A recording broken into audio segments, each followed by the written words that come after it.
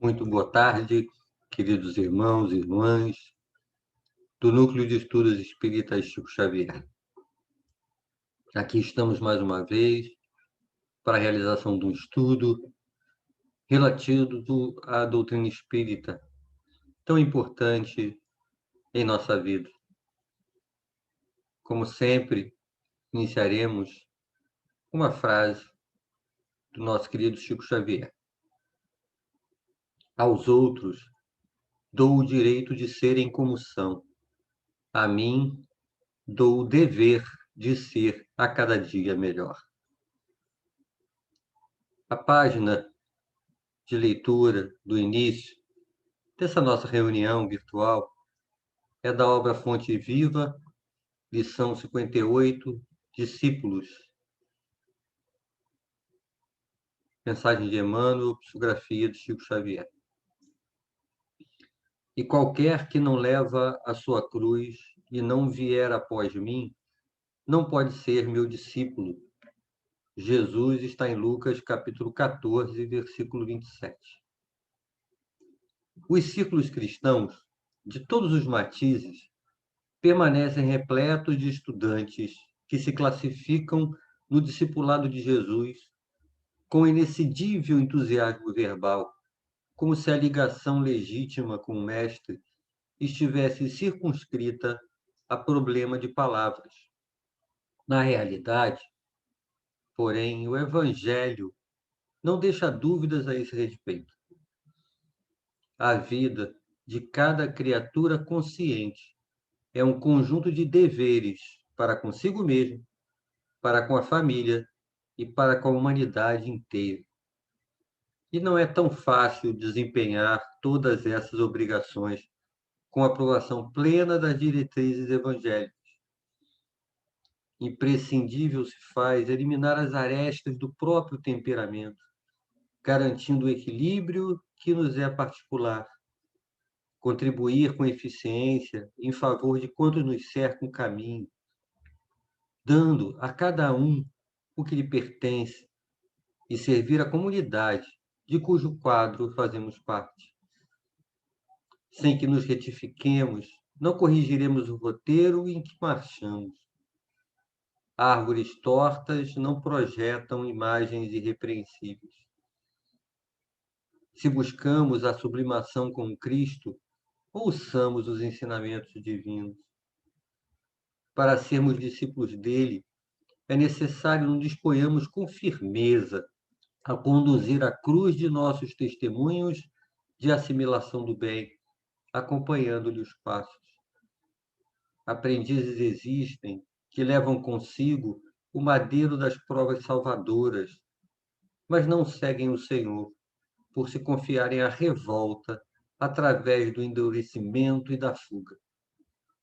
Outros aparecem, seguindo o Mestre nas frases bem feitas, mas não carregam a cruz que lhe toca, abandonando-a à porta do vizinho e companheiros.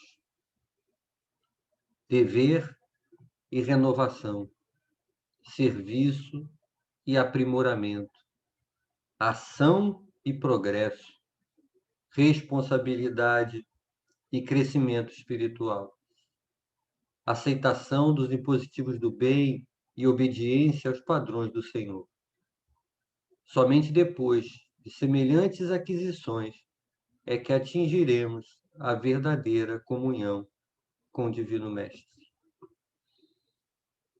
Meus queridos, agora, já mais harmonizados com essa mensagem,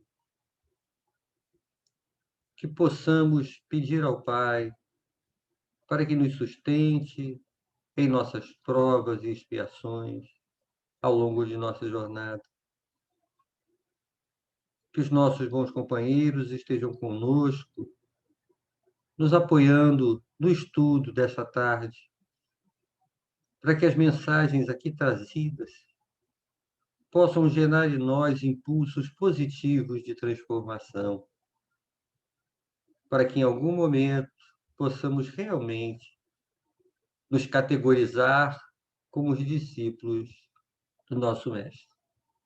Que assim seja, graças a Deus. Bem, o tema de hoje, dessa nossa breve conversa,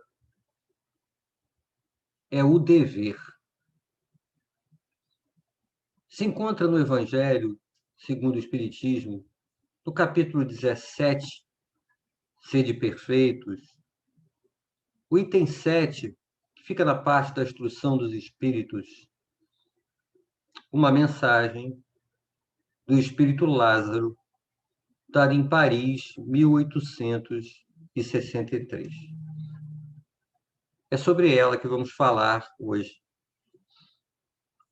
Antes até de começarmos a tratar do conteúdo da mensagem em si, eu confesso que sempre que tenho que lidar com esse tema, seja numa conversa informal, numa leitura, ou até num estudo como esse, a minha primeira reação é sempre surgir à mente a pergunta: e será que eu estou cumprindo o meu dever?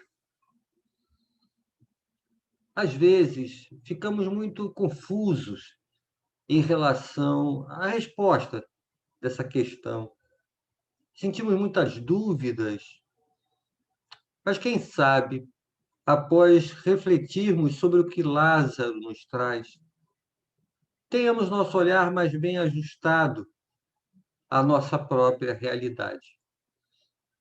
Vamos lá, então. Lázaro nos diz: o dever é a obrigação moral da criatura para consigo mesma, primeiro, e em seguida para com os outros. Nesta afirmação, já temos uma sinalização que esse negócio de dever envolve questões íntimas, mas também de relação com os outros. Portanto, qualquer mergulho em nosso egoísmo nos afasta do cumprimento do nosso dever. O dever é a lei da vida. Ora, sendo lei da vida, é uma lei natural. Portanto, atinge todas as criaturas, em todo o universo, a qualquer momento. Todas as criaturas? Sim. Na questão 595 do Livro dos Espíritos, quando a pergunta: gozam de livre-arbítrio os animais para a prática de seus atos? Resposta: os animais não são simples máquinas, como supondes. Contudo, a liberdade de ação de que desfrutam é limitada pelas suas necessidades e não podem se comparar à do homem. Sendo muitíssimos inferiores a eles, não têm os mesmos deveres que ele. A liberdade possui-na restrita aos atos da vida material. Então, vejam, não podemos comparar, é claro, os deveres de um animal ao de um homem, mas ele também os possui. E vai ser fácil compreender por quê ao longo desse estudo. E nessa parte de que uma lei natural está ativa o tempo todo, significa que a qualquer momento, onde quer que eu esteja, estarei carregando comigo deveres a serem cumpridos. Isso faz com que qualquer tentativa que eu fizer de me auto-justificar, buscando isentar-me de uma responsabilidade que é minha, será simples desculpismo, que não passará impune, sem consequências e meu próprio prejuízo. Com ele, o dever, deparamos nas mais ínfimas particularidades, como nos atos mais elevados. Nessa sentença nós temos uma sinalização de que há em nós uma certa tendência em enxergar como dever apenas as coisas que nós mesmos damos muita importância, julgamos relevante ou de grande impacto. Mas ela se encontra até nas pequenas ações que muitas vezes deixamos passar e não fazemos. Lembrar aquele exemplo do Evangelho, que quando fala da esmola, o pedaço de pão que poderíamos dar a um mendigo na rua e não fazemos. Que se soubéssemos que aquele companheiro foi nosso pai, ou nossa mãe, ou um irmão, numa encarnação passada, veríamos como um dever ajudá-lo. No entanto, é nosso dever atendê-lo em suas necessidades, se tivermos condições, independente dessa particularidade de vidas passadas. Quero aqui falar apenas do dever moral e não do dever que as profissões impõem. Lázaro não está aqui diminuindo a importância de sermos profissionais corretos, atuando da melhor maneira possível em nossas atribuições relativas ao trabalho. Até porque, se fizéssemos isso, estaríamos descumprindo uma lei natural, a lei do trabalho, expandindo nossa visão para que tratemos os nossos deveres de maneira mais ampla e que consideremos os aspectos de nossa conduta moral. É disso que ele está falando. Na maioria das vezes, para caminhar de acordo com as diretrizes da profissão, basta seguirmos normas e procedimentos elaborados pelo próprio homem. No entanto, para cumprir o dever moral, é imprescindível atentar aos deveres perante a lei do Pai. Na ordem dos sentimentos, o dever é muito difícil de cumprir-se por se achar em antagonismo com as atrações do interesse e do coração. É esse tal de antagonismo entre o dever e as atrações do interesse e do coração. Estudamos o Evangelho para que tenhamos uma visão mais clara do correto proceder. Não é isso que fazemos. Seguimos buscando para que, através da prática do Evangelho, consigamos progredir moralmente, não é isso? Mas nas minhas condições atuais, quantas vezes o que eu quero, o que eu sinto, não é ainda o que eu deveria, moralmente falando. Paulo de Tarso, em Romanos, capítulo 7, versículo 19, fala: com efeito, não faço o bem que eu quero, mas pratico o mal que não quero.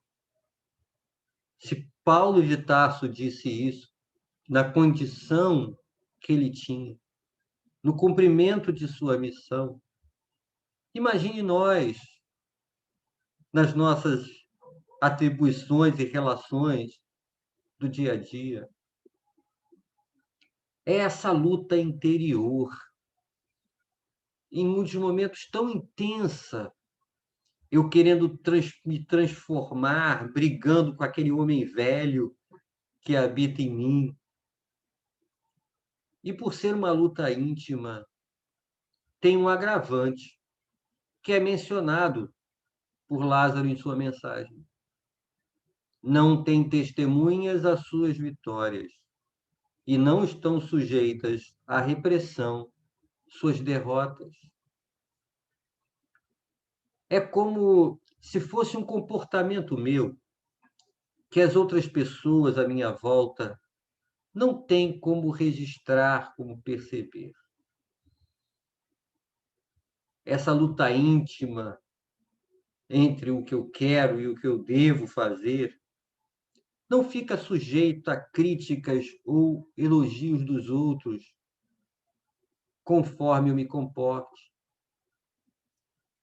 Sabe aquela história? O que será que vão pensar de mim se me virem fazendo isto ou aquilo? Não cabe aqui.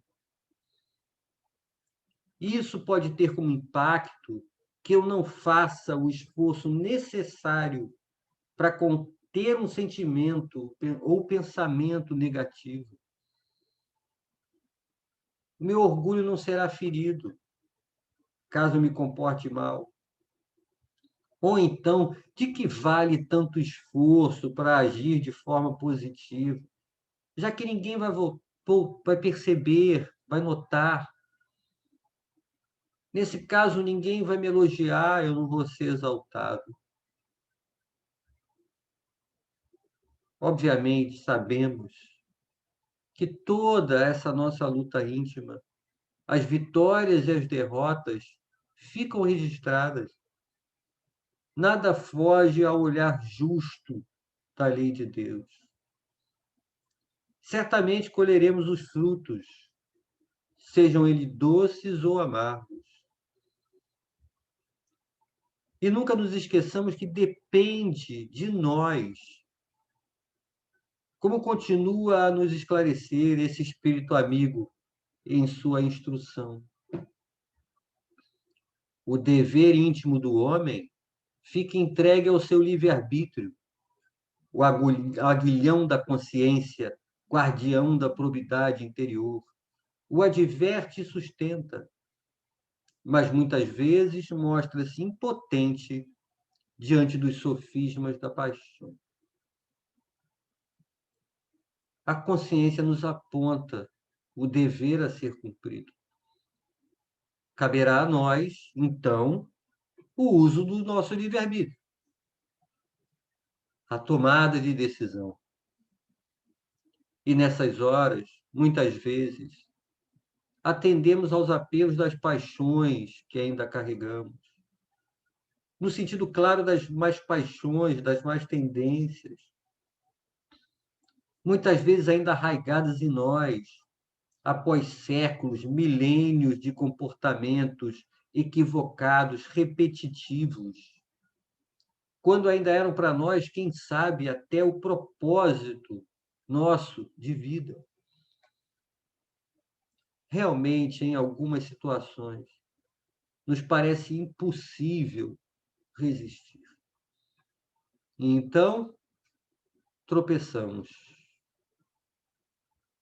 Mas está longe de ser isso uma queda definitiva. Logo à frente surgirá a oportunidade do seu erguimento. Nós ainda vamos falhar. Bastante. Estamos longe da perfeição. Não nos deixemos abater. Até porque há uma questão maior envolvida nisso tudo. Lázaro fala que, fielmente observado, o dever do coração eleva o homem. É isso. Persistamos no esforço de cumprir o nosso dever, pois nele está o nosso percurso de evolução espiritual, seguindo de forma correta. A cada pequena responsabilidade bem realizada, sentimos-nos bem. Busquemos, através delas, sustentar o nosso bom ânimo, esperança e positividade. Atender ao chamado do dever do coração nos auxiliará na aquisição das virtudes. E quanto mais virtuosos formos, mais deveres teremos, numa onda de crescimento incessante, dando passos mais firmes ao longo de nossas reencarnações, rumo à nossa destinação como espírito puro. Como é justa, amorosa e bela a lei que rege a evolução dos seres.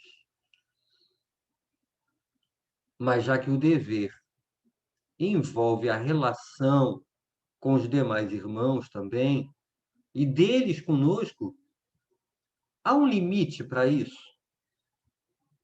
Se há um limite, onde ele começa? Onde termina? Segundo o nosso irmão, o dever principia para cada um de vós exatamente no ponto em que ameaçais a felicidade ou a tranquilidade do vosso próximo, e acaba no limite de que não desejais ninguém transporte com relação a vós. Sempre será um ponto sensível este da determinação de limites. Do nosso ponto de vista, analisamos essas situações utilizando-nos de duas perguntas. Até onde eu posso ir? Até onde eu permitirei que o outro vá? Já imaginaram se eu deixo o evangelho de lado e permito que o meu egoísmo, ainda bastante considerável, fale mais alto? As minhas respostas a estas questões serão assim: eu posso tudo. O outro vai até e como eu quiser. Não dá para ser assim. Além do mais, há parâmetros práticos que ajudam muito nessas horas. Alguns deles, respeito ao outro não pode faltar em momento algum. Somos todos irmãos, mesmo com a divergência de gostos e opiniões, que é natural. A fraternidade deve falar mais alto. Aplicar a caridade em todas as situações, considerando sua diversidade de aspectos, será sempre a nossa melhor atitude. E, claro, os ensinamentos do Mestre. Em Mateus, capítulo 7, versículo 12. Tudo aquilo, portanto, que quereis que os homens vos façam, fazei-o vós a eles, pois esta é a lei e os profetas. Complementando, no Livro dos Espíritos, Lei da Igualdade, a resposta à questão 922. O primeiro princípio de justiça é este: não façais aos outros o que não quereríeis que vos fizessem. São excelentes diretrizes para limites em nossas relações. Que consideremos essas diretrizes e essas orientações evangélicas nas nossas relações. Lázaro, mais à frente, relembra algo que a doutrina nos fala. Deus criou todos os homens iguais para a dor, pequenos ou grandes, ignorantes ou instruídos, sofrem todos pelas mesmas causas, a fim de que cada um julgue em sã consciência o mal que pode fazer.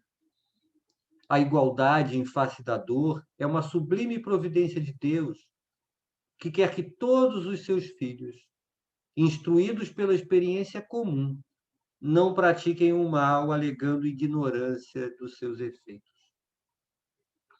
Com relação ao bem, infinitamente vário nas suas expressões, não é o mesmo critério. Cada um de nós, seja por experiência própria e também as que vivenciamos junto a nossos irmãos, não temos dúvidas quanto à igualdade da condição de nós todos perante a dor. Mas em relação ao bem, também já constatamos que não é assim que funciona. Emmanuel, em uma de suas mensagens, que tanto nos esclarecem, já disse que, para não fazer o mal, basta muitas vezes a indiferença e a estagnação. Mas para fazer o bem é necessária uma virtude ativa. Fazer o bem demanda ação, sair da inércia. Lembremos que pensar e sentir também são movimentos. Vou dar um exemplo. Eu soube de alguém que está sofrendo muito. Nem conheço pessoalmente. Foi uma amiga em comum que relatou minha situação. O sentimento de compaixão é ativado em mim. Eu penso naquilo pelo qual ele está passando. Eu direciono meu pensamento ao alto, em intenção daquele irmão. Que ele possa ser fortalecido em sua coragem, esperança e fé. Que ele venha conectar-se ao seu anjo guardião e receber dele as orientações do melhor a fazer. Que ele sinta-se acolhido, amado e afaste de qualquer sentimento de solidão. Esta foi a minha prece. Eu agi, cumpri meu dever moral de auxiliar dentro do que as minhas condições permitiam. Creio que essa situação do exemplo serve para ajudar-nos a refletir também sobre uma distorção desse conceito de dever, que eu já vi expressa diversas vezes. Dever não é cumprir uma obrigação, carregando mesmo um peso de negatividade nessa fala, nesse sentimento. Cumprir o dever é um dos prazeres da alma.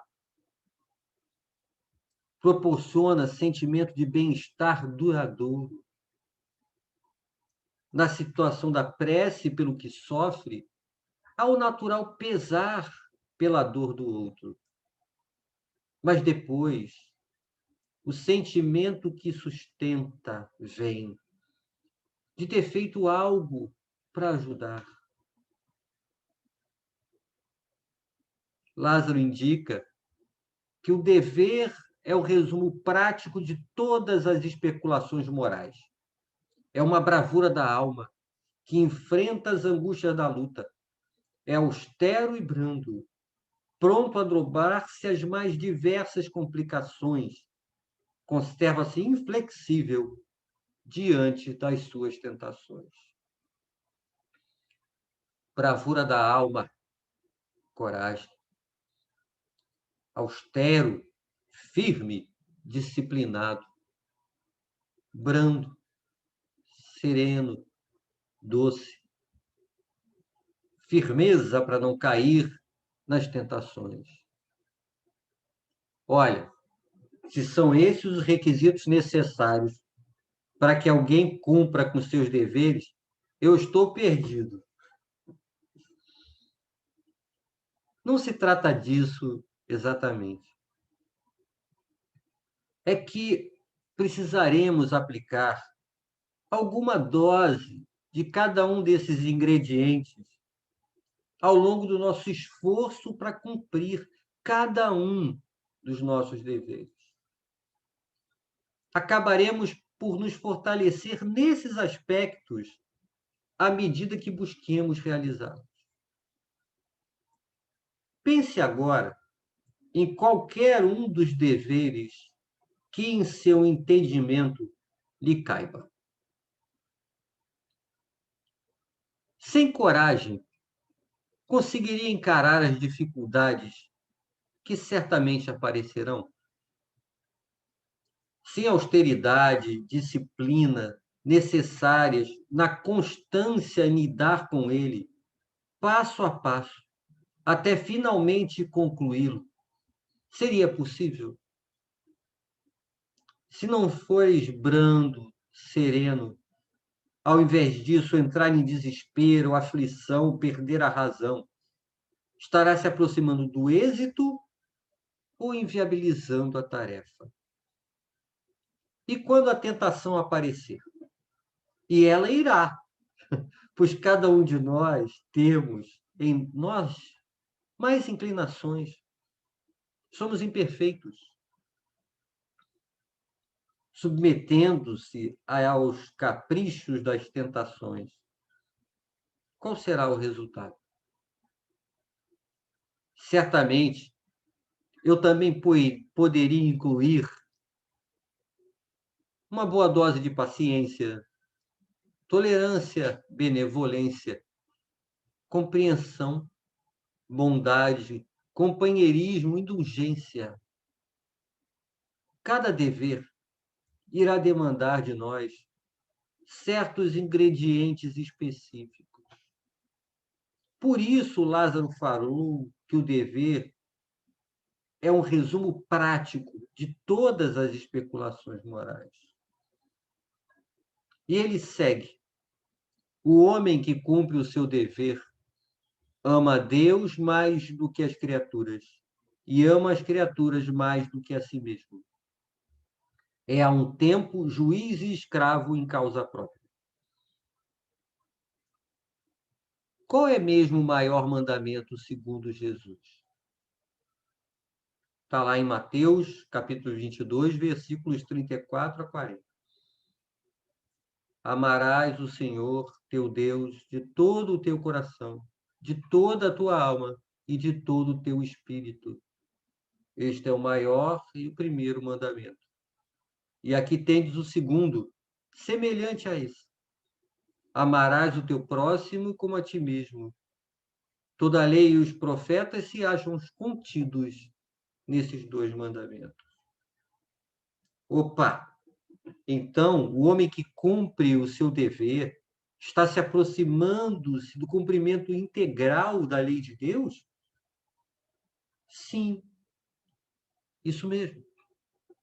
E ao chegar ao cumprimento de todos os deveres, ele estará cumprindo plenamente todas as leis naturais.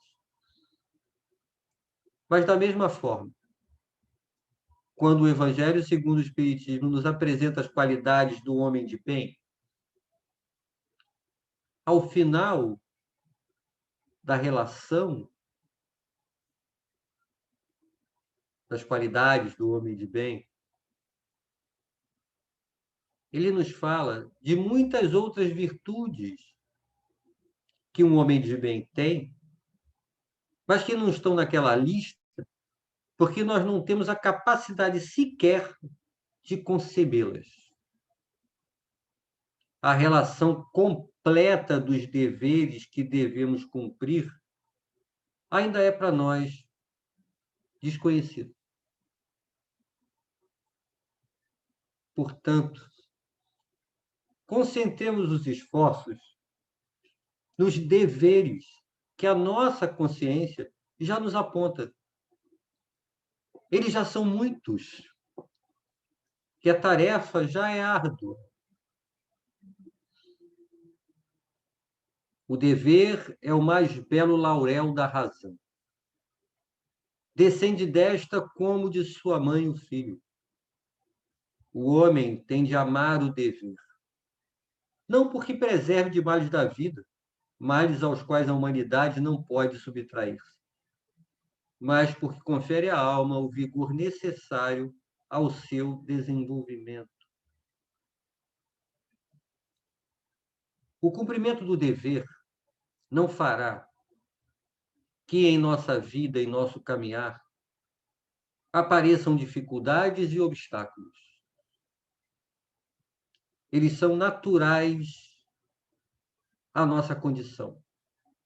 As nossas necessidades apontam para expiações e provas.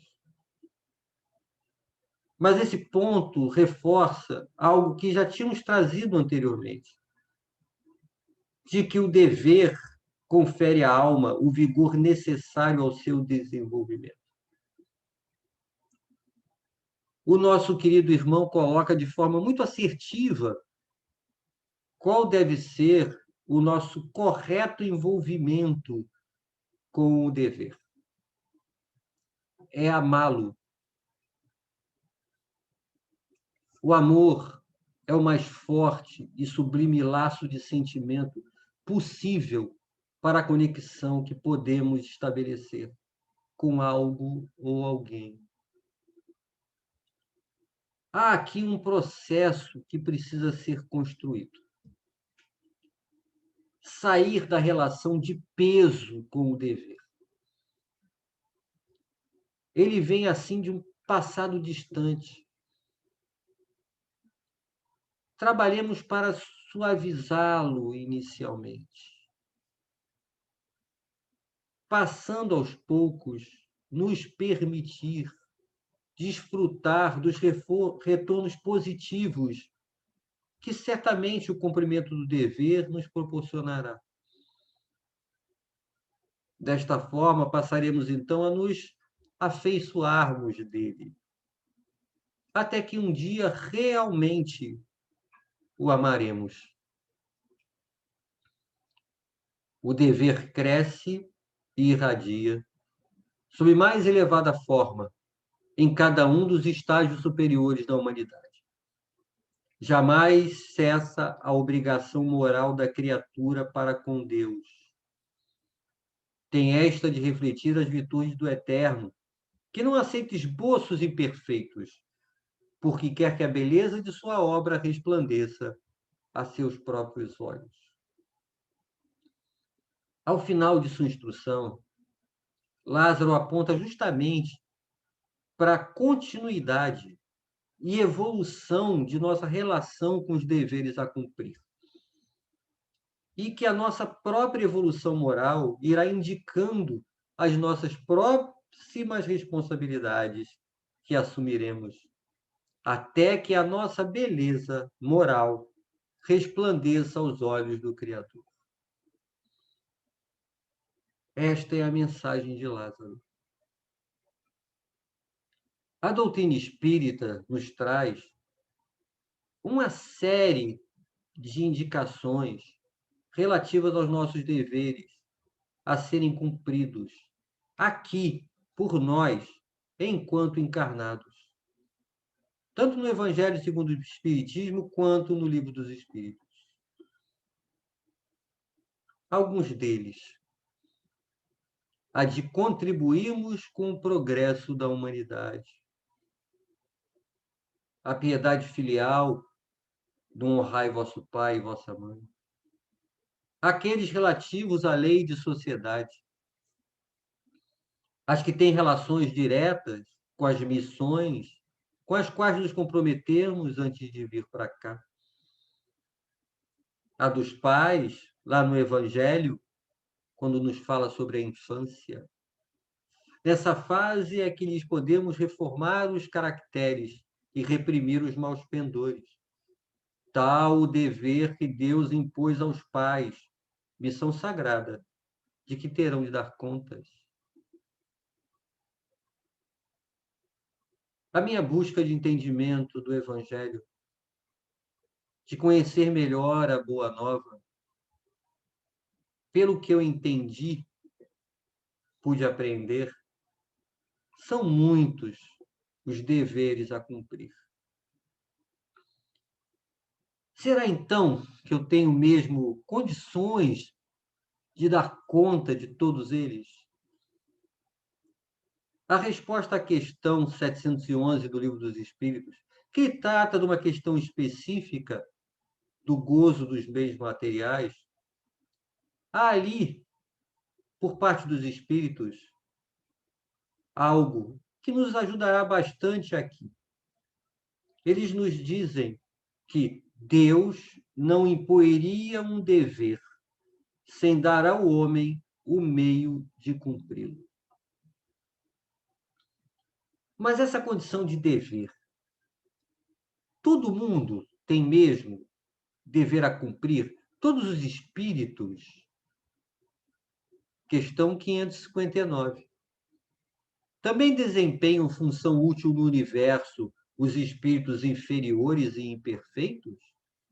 Resposta: todos têm deveres a cumprir.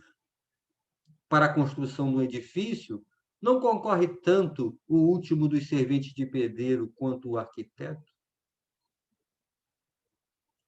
Eu, particularmente, lembro bem de um ensinamento que recebi, ainda bem novo, quando eu queria apenas brincar, mas ainda não havia terminado de fazer o dever de casa do colégio. Primeiro o dever, depois a diversão. Eu confesso que, na maioria das vezes, não gostava de ouvir isso, não. Mas acabava funcionando, sim, como um mecanismo de alerta para minha consciência. Até hoje, existem momentos que uma certa voz íntima repete para mim essa mesma frase. Certamente a minha consciência avisando: o dever lhe chama. Por falar nisso, eu já escutei também a seguinte frase: só tem a consciência tranquila aquele que possui o sentimento do dever bem cumprido. É uma verdade. E que aquele nosso exercício de autoavaliação, ao final do dia, é que nos trará essa resposta. Precisamos dela para seguirmos com a nossa reforma íntima. Queria trazer também, hoje, uma leitura complementar, que é da obra Vivendo o Evangelho, volume 2, uma mensagem de André Luiz. É a lição 221, Deveres do Coração. Permitam que eu a leia. Você trabalha, executa a tarefa, mas normas de serviço não obrigam à caridade. Você dirige, obedece os sinais, mas regras de trânsito não obrigam ao perdão. Você leciona, aplica o método de ensino, mas pedagogia não obriga à misericórdia. Você negocia, paga impostos, mas contrato não obriga à humildade. Você escreve, respeita a língua, mas gramática não obriga à abnegação. Você administra, sujeita-se à disciplina, mas estatuto não obriga ao devotamento. Você convive, trata bem a todos, mas etiqueta não obriga ao amor sem exigências. Obrigações materiais regem-se pelas leis humanas. Obrigações morais dependem de você. Os deveres do coração, calcados nas lições de Jesus, são assunto da sua consciência, fora do alcance da legislação dos homens. Contudo, a menor dívida quanto a eles é da alçada do Código Divino, que usa o anestésico da misericórdia, mas não esquece o bisturi da justiça. No item 5 do Evangelho segundo o Espiritismo, no capítulo 15, nos fala desse mandamento maior, não podendo amar a Deus sem praticar a caridade para com o próximo? Todos os deveres do homem se resumem nessa máxima: fora da caridade não há salvação. Questão 647 do Livro dos Espíritos. A lei de Deus se acha contida toda no preceito do amor ao próximo, ensinado por Jesus? Certamente esse preceito encerra todos os deveres dos homens uns para com os outros. Na obra Luz Acima, o irmão X nos conta uma história, a de número 6. É a história do anjo servidor. Um anjo estava no céu, a procurar alguém que o auxiliasse em tarefas inadiáveis. Deveria selecionar alguém recém-chegado da terra. Conversou com vários, de diversas religiões.